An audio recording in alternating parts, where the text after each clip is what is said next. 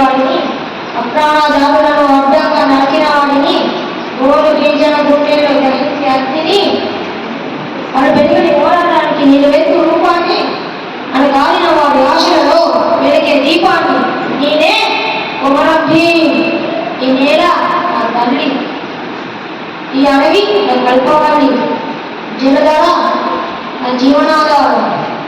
అందుకే నేను పలికిన మాట మా హక్కు, మా గౌరవం, మా జీవితం వచ్చారు దుష్ప్రణాదారులు. మా అడవులను కొల్లగొట్టాలని, మా భూములను దోచుకోవాలని, మా నోళ్ళు ముయ్యాలని ప్రయత్నించారు. కానీ నేను వారికి లొంగము. ఆ గుండెల్లో గర్జించే ధైర్యం ఉంది, ఆ రక్తంలో నగిలే స్వేచ్ఛ ఉంది.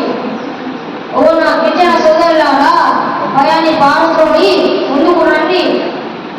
మన అడవి మనకే, మన భూమి మనకే, మన నీరు మనకే.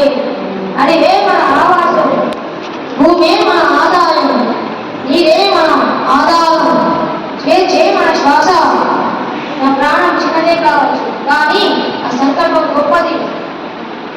నా జీవితం క్షణికం కావచ్చు, కానీ నా పోరాటం శాశ్వతం. ఈ గుండె కొట్టుకున్నంత వరకు నా నేల కోసం పోరాడతాను.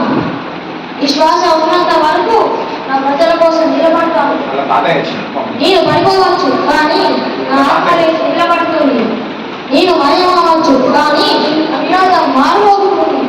అందుకే నేను పలికిన మాట జై జంగల్ జమీన్, జై జంగల్ జమీన్, జై జంగల్ జమీన్.